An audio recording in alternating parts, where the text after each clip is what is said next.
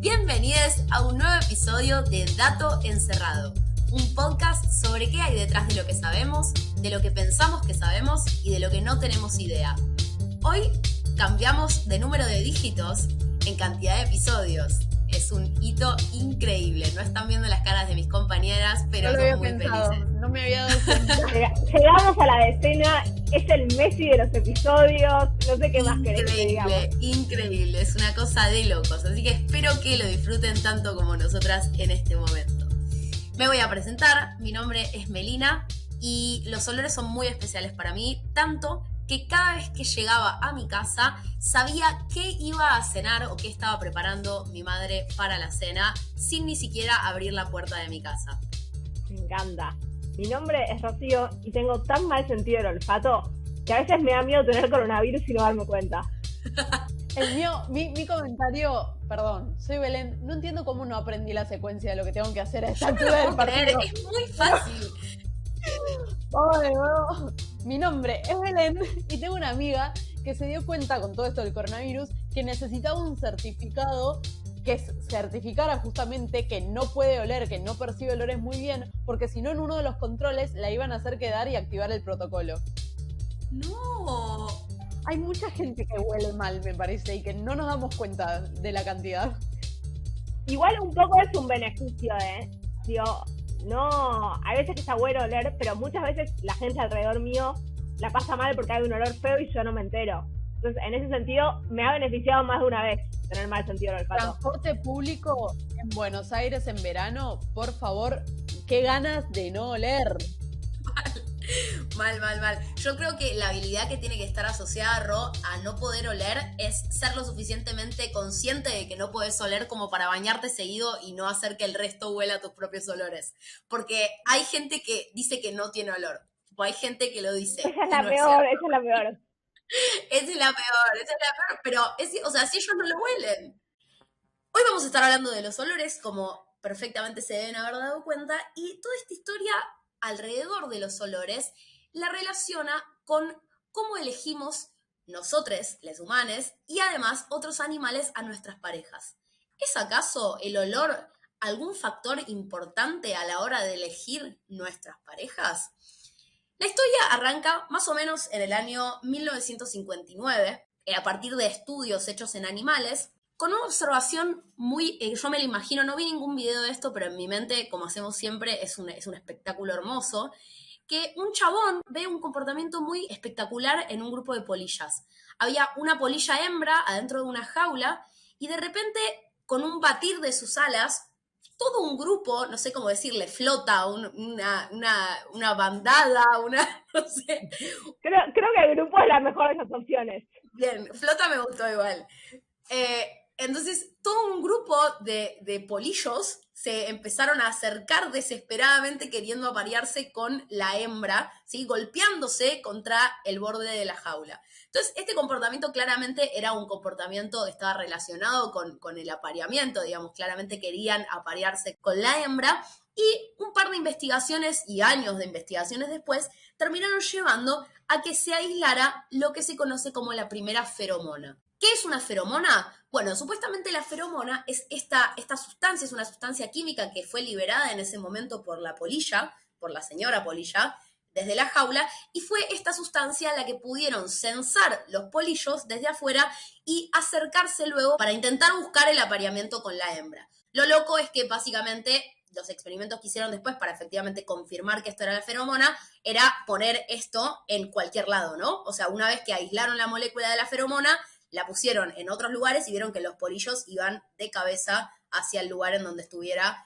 esta sustancia química que habían aislado, ¿no? ¡Qué decepción! Claro, de golpe querían tener relaciones con un algodón mojado en esa sustancia. Tener relaciones entre polillas y polillos me vuelvo loca. El polillo y el algodón. Bueno, sí, 100% sí. Entonces, este descubrimiento, como les decía, fue más o menos en el año 1959. El descubridor se llamaba Adolf Butenandt, y recibió el premio Nobel a raíz de todo esto. Qué fácil se recibían premios Nobel en esa época. Había que mirar polillas así, haciendo la chanchada y ya. Claro, dos polillas haciendo el delicioso y tenías un Nobel. Increíble, increíble. Pero bueno, y se debe haber divertido bastante aparte. O sea, imagínense la cantidad de veces que debe haber hecho chocar a los polillos contra todos los lugares. Tipo, a ver acá, a ver acá, y a ver acá vienen también. Y haber probado por ahí también con otros insectos. A alguien que no querés mucho, lo rociás con un poquito de perfumito. Perfumito. Hermoso. ¡Qué cruel! Excelente jugarreta. Bueno, muchos experimentos fueron realizados durante los años que siguieron a raíz de las feromonas. ¿Acaso las feromonas eran únicas de las polillas y de los polillos?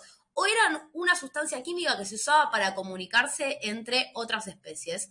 Bueno, y efectivamente vieron que sí, las feromonas estaban presentes en un montón de especies para una gran diversidad de comportamientos de comunicación, muchos que estaban relacionados al apareamiento, pero muchos otros que estaban relacionados a la supervivencia, a la alimentación.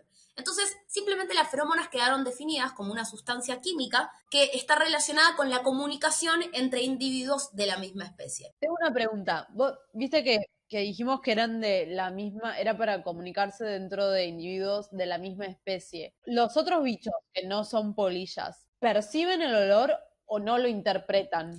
No, este olor se percibe, muchas veces pasa que se percibe que otras especies pueden percibir los olores correspondientes de la comunicación entre otros bichos, solo que probablemente no genere las mismas respuestas que genera entre individuos de la misma especie. Es decir, esa sustancia química es percibida por los otros, pero no tiene la misma finalidad para la cual funciona dentro de la especie. No sé si fui clara. Sí, se entiende, perfecto. Perfecto. Bien, entonces, bueno, se descubren las feromonas, se ve que las feromonas son una sustancia química, está presente en un montón de especies con fines de comunicación y obviamente, ¿cuál es la pregunta que se desprende de todo esto? La veo a Belén sonreír y me parece que... ¡Nosotros! ¿Qué pasa con nosotros? ¿Qué pasa con nosotros? ¿Nosotros también tenemos feromonas? ¿Nosotros también secretamos feromonas? ¿Nosotros usamos feromonas para comunicarlos? ¿Qué olor tienen las feromonas? ¿Lo que Axe tiene adentro son feromonas? No, eso seguro que no. Antiferomonas, en todo caso. Bien, entonces, ¿qué pasa con nosotros? ¿Nosotros también generamos feromonas? ¿Cómo interactúan las feromonas con nuestros cuerpos?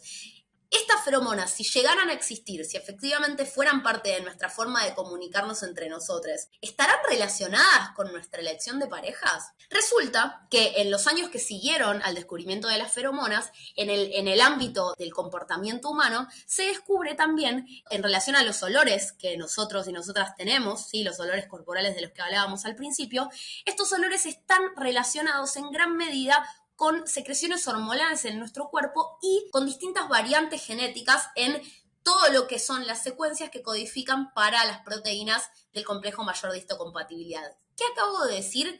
Lo digo en castellano.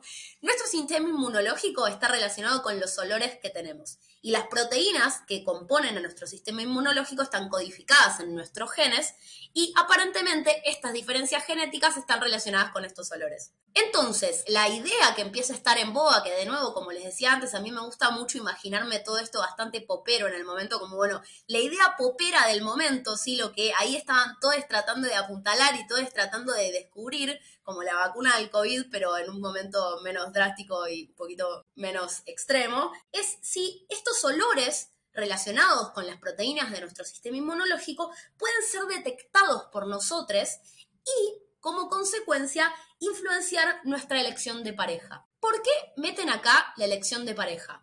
¿Qué piensan ustedes? Y yo quiero estar con alguien que no se enferme mucho, básicamente. Pero para mí lo meten porque en animales veían que estaba muy relacionado con el apareamiento y bueno, nosotros nos apareamos en pareja y por ahí. Perfecto. Bueno, está un poco relacionado con esas dos cosas y además con una cosa más. Nosotros tenemos un sistema, todas nuestras proteínas de nuestro sistema inmunológico nos van a defender contra todo un set de enfermedades que le vamos a proveer estas defensas también o esta capacidad de defenderse potencialmente a nuestra descendencia. Pero ¿qué pasa? Si nosotros nos apareamos con alguien que tiene defensas parecidas a las nuestras, y cuando digo defensas estoy generalizando un montonazo, pero me refiero a estas proteínas que les decíamos antes, si yo me apareo o si yo genero descendencia con gente que tiene un sistema inmunológico parecido, no voy a aumentar las probabilidades de nuestra descendencia de defenderse de cosas más variadas. Entonces, en la naturaleza se ve que se busca mucho la variabilidad en la pareja. ¿sí? La variabilidad en cuanto al sistema inmunológico para la pareja. Los Lannister no están de acuerdo en lo que estás diciendo. Sí, ni los Lannister, ni un montón de reyes, ni un montón de sectas, ni un montón de gente. Pero acá voy a hacer un pequeño disclaimer que lo voy a seguir haciendo a lo largo de todo el episodio y espero que ustedes también. Acá no estamos tratando de generalizar ninguna de estas cosas en nuestro comportamiento humano explícito, ¿sí? No queremos decir en este episodio en ningún momento que los buscamos, las chicas los prefieren distintos o los opuestos se atraen o... No estamos hablando de esto, ¿sí? De hecho, vamos a ver que es bastante difícil hacer estas generalizaciones al comportamiento humano, ¿sí? No es para nada sencillo como agarrar una pequeña gota de una feromona y ponerla en un lugar que de repente van a estar todas o todos desesperados por esa persona, ¿sí? Claro, pero eso es un poco lo que motivó a esta gente a meter la elección de pareja en el estudio de las feromonas, digamos. Exactamente. Esto o sea, estas dos cosas, ellos hicieron esta relación. Entonces, básicamente lo que trataban de investigar es esto que les decía antes. Si nosotros, humanes, podemos detectar estos olores, ¿sí? Y elegir o preferir algunos de estos olores por sobre otros, y si esa preferencia está relacionada con las proteínas de su sistema inmunológico, del propio y de la pareja elegida o preferida. En 1995, cuando nosotras todavía estamos descubriendo el mundo, ¿sí? Asombrándonos con cada pequeña brisa, con cada flor, con cada abeja que es engañada por una flor que secreta feromonas de abejo, acá estas personas se pusieron a hacer este estudio. Agarraron, y yo sé, chicas, les aviso de antemano, van a tener un montón de críticas, yo también, pero vamos a entregarnos así como un compromiso con un libro, ¿sí? Aparte, para eso hacemos este podcast, si no sería muy aburrido. Totalmente. Pero bueno, entonces, lo que hacen es lo siguiente. Primero toman muestras de ADN de más o menos 50 mujeres y 50 varones, ¿sí? Todos estudiantes universitarios o sea, es un experimento bastante limitado en cuanto a gente, pero no voy a empezar a criticarlo ahora. Entonces toman el ADN de 50 mujeres y de 50 varones. Les piden a los varones que duerman durante 2 días seguidos con una remera de algodón.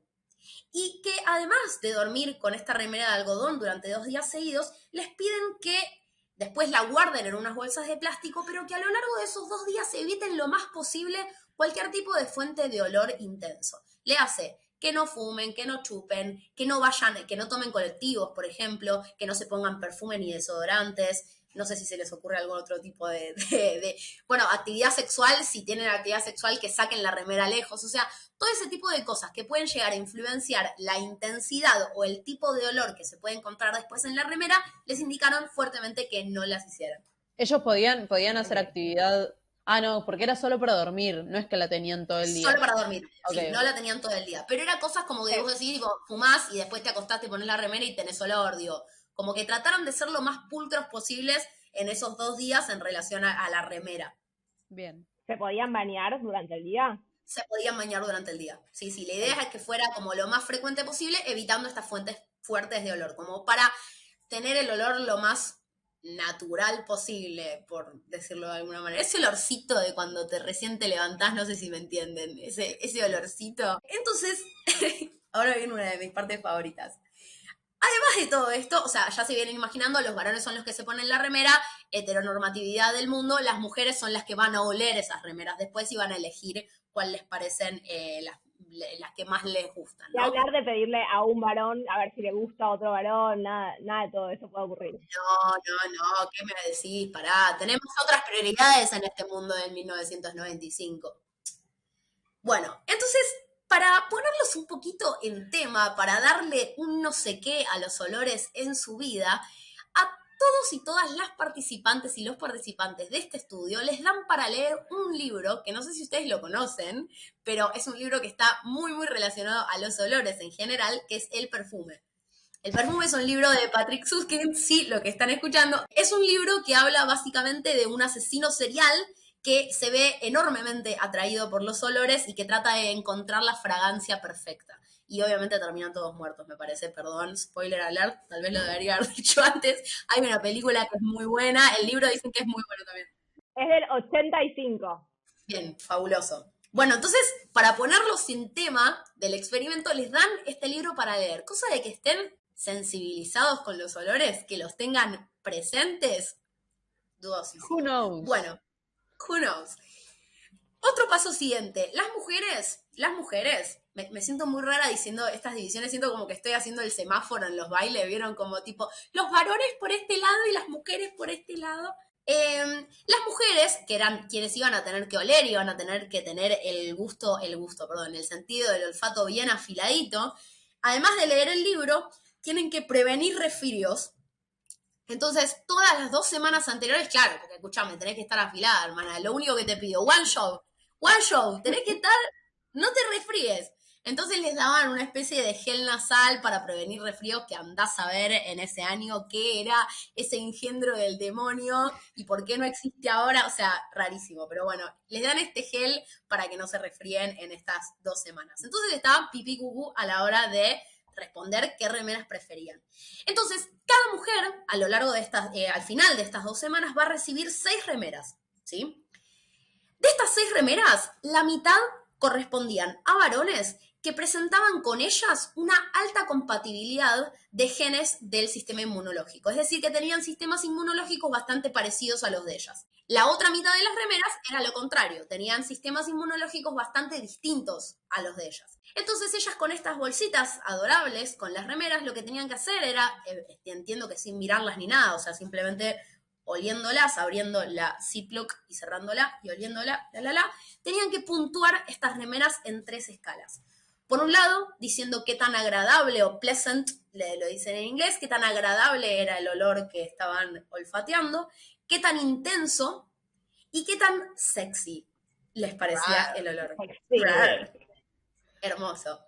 Bien, entonces ratearon las remeras según estas 3 escalas, cada una de las muchachas, súper sensibilizadas con los olores. ¿Qué creen que encontraron? Y yo tendría a decir que no les dio nada, pero a la vez está publicado y estamos hablando de eso. Así que para mí les resultaba más sexy la gente que era menos parecida inmunológicamente a ellas. Uh-huh, uh-huh. Sí, efectivamente, tal como esperan y con un muy buen argumento esgrimido, lo que encuentran es que perciben en todas estas 3 escalas los olores de los varones que usaron las remeras, que tienen sistemas inmunológicos más distintos a los de ellas, como más agradables, más intensos y más sexys. Bueno, hay un resultado todavía más flashero. Hay un subgrupo de mujeres a quienes les dio el resultado exactamente opuesto. Y son aquellas que toman pastillas anticonceptivas. Muy bueno. Las mujeres que toman pastillas anticonceptivas, las pastillas anticonceptivas del 1955, 1995, que no son las mismas que tomamos ahora bajo ningún concepto, eso fue cambiando muchísimo. Si quieren saber un poco más sobre la historia de los anticonceptivos, hay un capítulo muy bueno de una serie que se llama En pocas palabras, o El sexo en pocas palabras, hay un capítulo específico de anticonceptivos, pero bueno, en long story short, son muy distintos a los que tomamos ahora, pero bueno, el resultado es bastante flashero, ¿no? O sea, de repente las mujeres que tomaban pastillas anticonceptivas les da lo opuesto a las otras mujeres. O sea que habría... Claro, no es que no les da diferencia, les da al revés la diferencia. Les da al revés. O sea, no es que no da, es que da al revés. Esas mujeres prefieren las remeras que tienen un sistema inmunológico más compatible al propio. Me estoy imaginando la historia de verdad, y es que probablemente, o sea, si vos tenés un efecto que es para un lado y un efecto que es para otro lado, y mirás todos los datos a la vez, probablemente se encontraron con que no había diferencias, y tuvieron que encontrar cuál era el factor, claro, cuál era el factor para dividir a sus grupos. Probablemente deben haber hecho, si yo hubiera sido ellos, quizás hubiera dicho, bueno, a ver, ¿cómo son todas mis mujeres? ¿Qué es lo que las puedo dividir? ¿Hay diferentes edades? Bueno, no, más o menos, vos dijiste eran todas universitarias. Son todas jóvenes universitarias, sí. Quizás no tiene mucho sentido dividir por edad. Yo hubiera dividido por etnia, claro, y ver qué orígenes tenían, qué sé yo, y por ahí encontrabas caucásicos, asiáticos, ni idea, y por ahí te daba algo distinto ahí. Me parece súper interesante que hayan tenido el dato de quienes estaban tomando pastillas anticonceptivas como para darse cuenta, claro, lo que diferencia, mis 2 grupos están diferenciados por el consumo de pastillas. de pastillas anticonceptivas. Yo creo que debe ser algo que específicamente deben haber preguntado ya previendo que podía llegar a tener una influencia, porque justamente, o sea, los anticonceptivos hormonales son hormonales y justamente los olores que desprendemos y los olores que ellas iban a usar para identificar cuáles preferían más o menos, y alguna relación tendría sentido que hubiera, ¿no? O sea, Suena a que si estás en tema es algo que deberías haber previsto, digamos. claro, como que entraba dentro de la lista de cosas que había que controlar. Lógicamente, como bien recibimos nosotras acá este resultado, a mí me causó una impresión muy grande. Y los resultados de este experimento son lo que yo leí hace unos buenos 10 años hará en un libro de comunicación científica. ¿Sí? Yo leí sobre estos resultados y sobre las feromonas y sobre cómo preferían los olores que tenían un sistema inmunológico distinto al propio y de por qué podía hacer eso, y lo de los anticonceptivos y bla, bla, bla, bla, bla. Y se imaginarán que la misma impresión que me causó a mí le debe haber causado a la gente en ese momento. Y efectivamente eso es lo que pasó. Si de esta se derivaron un montón de otros experimentos, ¿sí? Y no perdió, obviamente, la atención mediática, ¿sí? Se imaginarán que lo que vino después es una producción zarpada de feromonas para la seducción, o sea, Axe de chocolate. Axe de chocolate. O sea, así es como llegamos al Axe de chocolate en nuestras La vidas. pasión de amor de los hermanos Weasley. Bueno, y además de que se hicieron un montón de estudios, la atención mediática de estas nuevas, de que aparentemente los olores que desprendemos están relacionados con nuestra elección de pareja, empezaron a tener un montón de peso. Que igual ya estaban extrapolando como un montón, porque ellas lo que dijeron fue, esta remera me parece que tiene un olor más sexy que esta. Nunca les pusieron a los pibes adelante y dijeron, este pibe me parece efectivamente más sexy que este. Justamente. Sí. Pero hay otra, en relación a lo que vos decías, Belén, ahora todavía no me acuerdo qué es lo que me hizo acordar a este otro experimento que les voy a contar. Ahora, si quieren ustedes me pueden ayudar.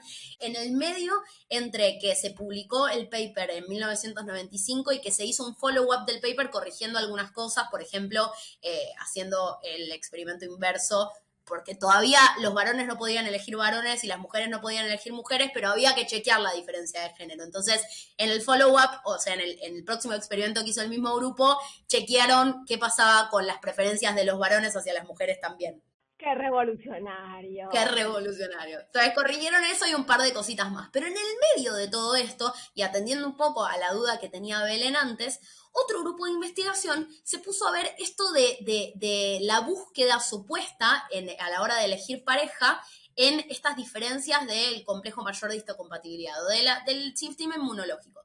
Entonces se puso a buscar, fue a investigar a una secta, escuchen esto, a una secta en Estados Unidos que se llaman los Hattertees, creo, y reclutó a más o menos 410, 411 familias, parejas de familias súper numerosas y en un espacio en el que obviamente, tal como describe la palabra secta y en nuestras imaginaciones se formará esa impresión, son familias enormes y ocurre mucho que, o sea, hay mucho, ¿cómo decirlo?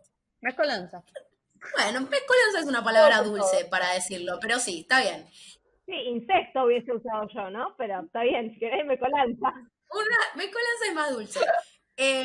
Pero lo curioso es que esta secta ya está hace varios años en Estados Unidos, creo que está en Arizona, y todas las familias, ¿sí?, de esa secta en este momento provienen de las mismas 64 personas originales que la fundaron. O sea, imagínense las altas compatibilidades genéticas que hay intra esa población. Aparte, ¿cuántas generaciones hay? O sea, ¿cuántas generaciones pasaron desde las primeras 64 personas originales? Son 50.000 ahora más o menos, son un montón. ¡Ah, qué miedo, boludo! Es mucha gente. Es un montón de gente, es un montón de gente. Y son literalmente colonias religiosas de gente que solamente se relaciona y se casan entre ellos. Como, volviendo un poco al ejemplo, hay esto se llama, tiene una palabra, digamos, en lo que es el lenguaje de la evolución, que no es incesto, pero tampoco es mezcolanza, sino que es una población que está aislada reproductivamente. Están ellos solos en ese lugar y no existe la posibilidad de aparearse con nadie. Aparearse es una palabra rara para humanos, pero bueno, no existe la posibilidad de tener descendencia con con ninguna persona que no provenga de la misma colonia. Bien, entonces van este grupo de investigadores a hacer este experimento a estas colonias para ver si en estas colonias en las que el incesto o la mezcolanza era bastante más frecuente que en otros lugares, igualmente se cumplía algún tipo de patrón de preferir dentro de lo que hay a la gente que tiene el sistema inmunológico lo más diferente posible. Pero pará. ¿Eso significaría que el olfato de esta gente está como mega desarrollado? Porque sí, porque yo me estoy imaginando que si incluso dentro de esas comunidades lográs distinguir con el olfato a quien es más distinto a vos, pero en realidad ya sabemos que no es tan distinto, alto olfato, amiga.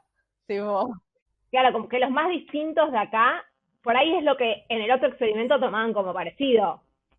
Claro, es que sí, tal cual. Son experimentos distintos y de hecho creo que hacen un análisis genético levemente distinto. Y hay un detalle más con respecto a lo que vos decís, Bel, que ellos no testean particularmente el olor, ellos relacionan directamente, o sea, hacen análisis genético, ¿sí? Y lo relacionan con las parejas ya formadas, ¿entiendes? No es que le dicen a las mujeres a quién preferís, sino que dicen, bueno, vos te casaste con este, a ver sus genes y los comparan. Ok.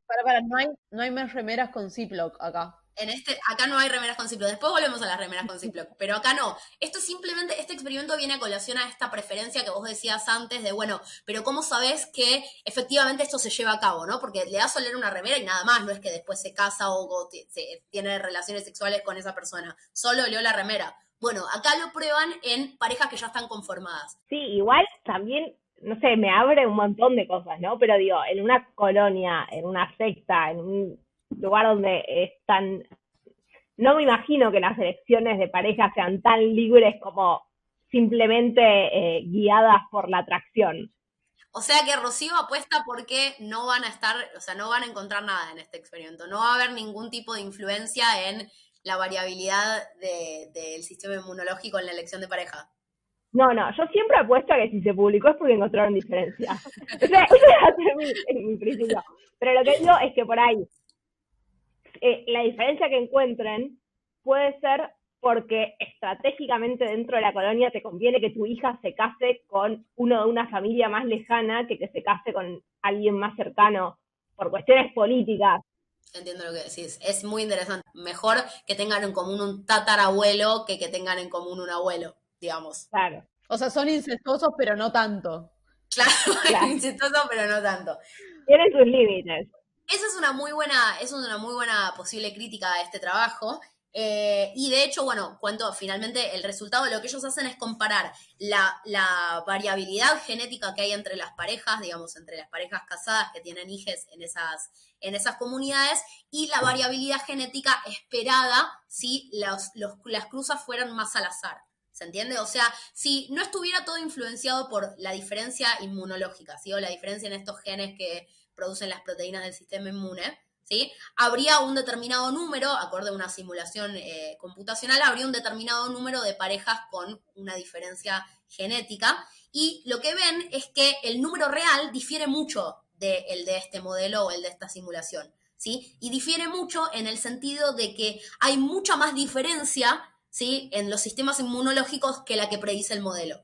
Entonces, esto le agrega evidencia, o no sé si le agrega evidencia, sino que es un dato más en relación a que se buscaría, incluso en este tipo de comunidades en las que tener parejas muy cercanas, con linajes muy cercanos al propio, se buscaría una diferencia entre los sistemas inmunológicos, estos sistemas genéticos.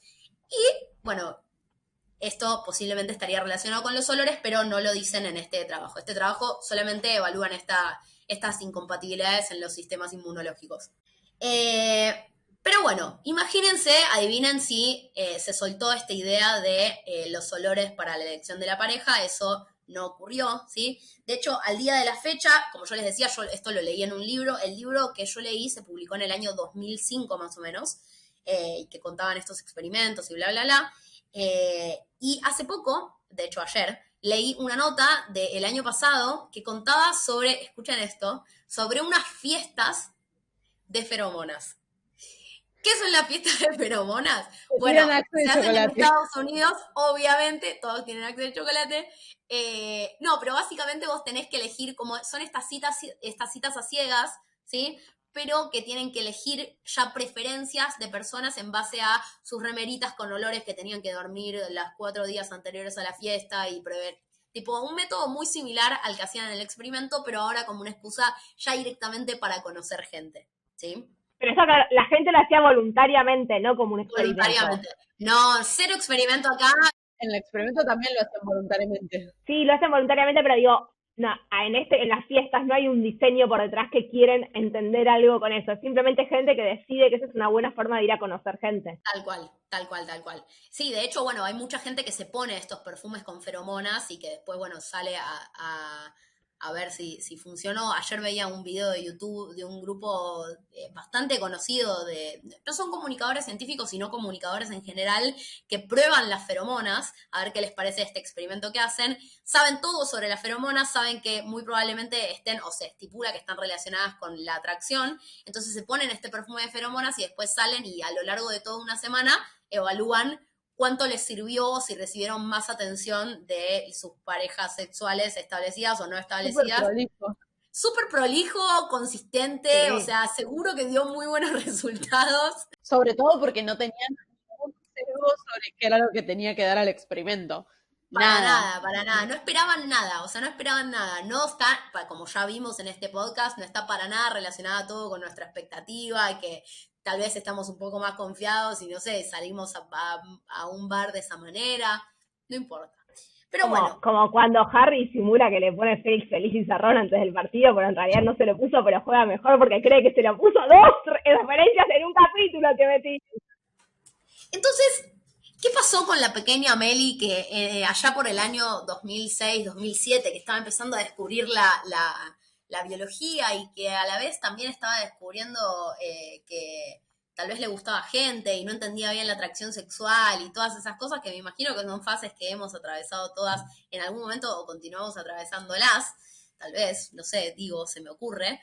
Yo leí esto, me causó una impresión muy grande y me quedé con esta idea. Y a lo largo de todos los años en los que estudié biología, no me volví a preguntar sobre el tema. Y cuando empezamos a grabar este podcast, me acordé de este experimento, porque se supone, o un poco la idea de estos episodios, es que elijamos cosas que nos interesan un montón y que pensemos que valgan la pena como para contarnos mutuamente. Me acordé de estos experimentos y los fui a buscar a la fuente. Y pasó algo muy triste, queridos y queridas escuchantes. Era todo un sueño. Muy triste. Vieron que no era un sueño. Entonces me puse a buscar información más actualizada de este tema, ¿no? Bueno, ¿qué pasó con estos experimentos? Hice como un pequeño seguimiento de bueno, claro, estos experimentos eran viejos, yo lo leí hace mucho. ¿Qué pasó con las feromonas? ¿Existen las feromonas humanas? ¿Funcionan las feromonas humanas? ¿Están relacionadas con nuestros sistemas inmunológicos? Esta es la triste historia de cómo...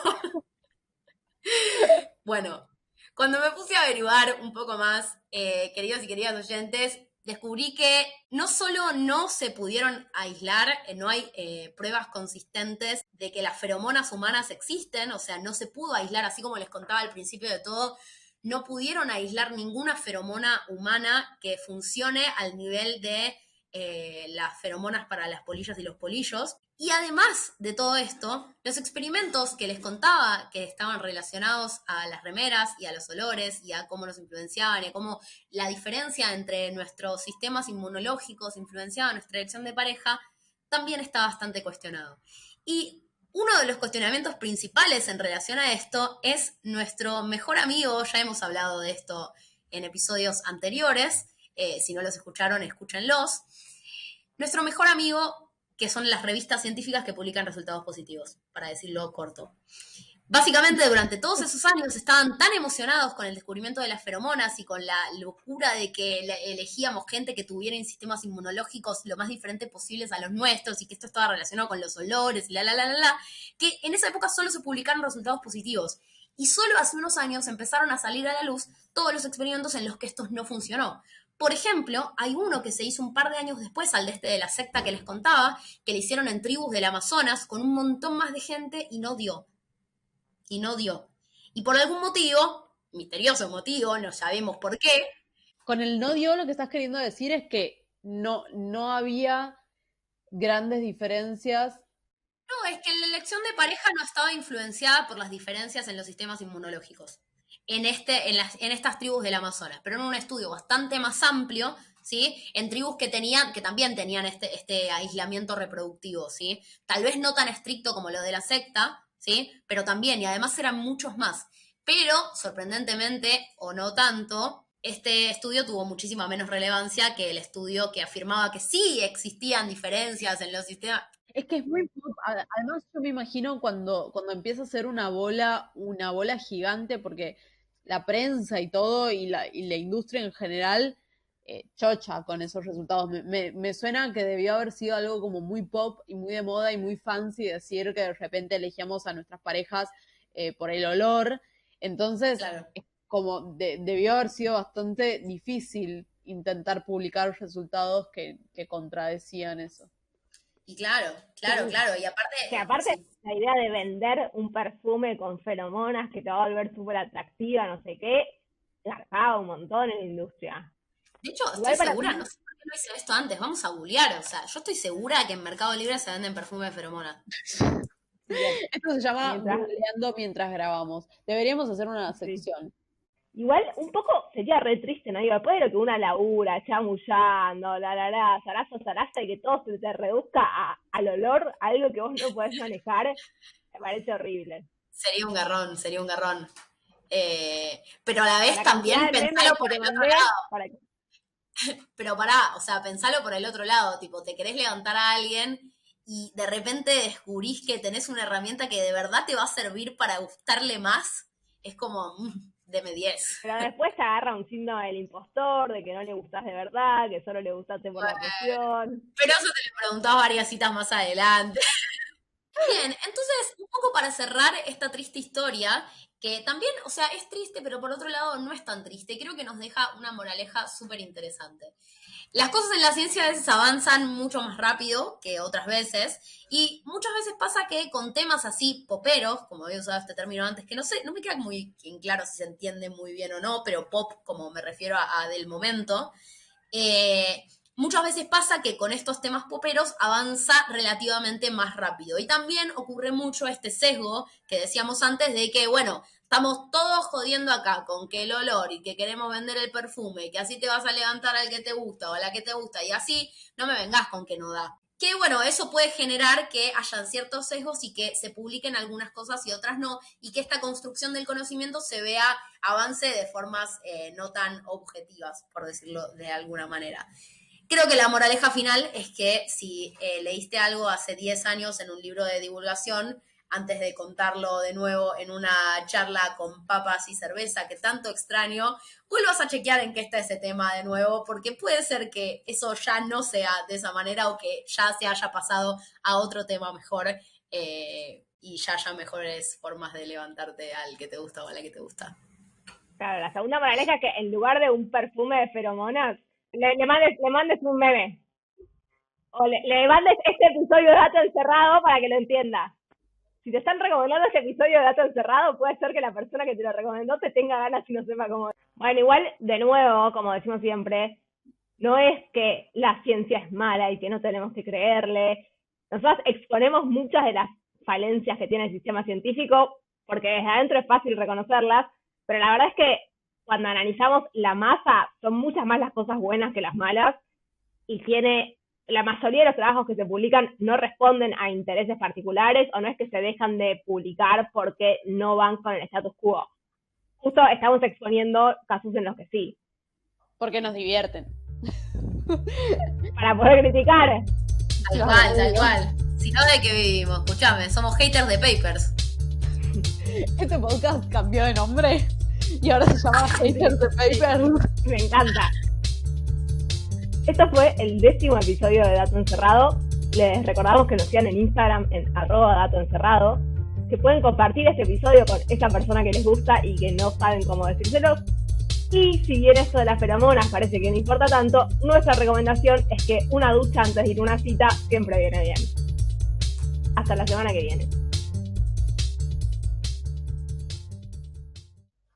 Ahora, Meli, yo quiero saber algo muy importante.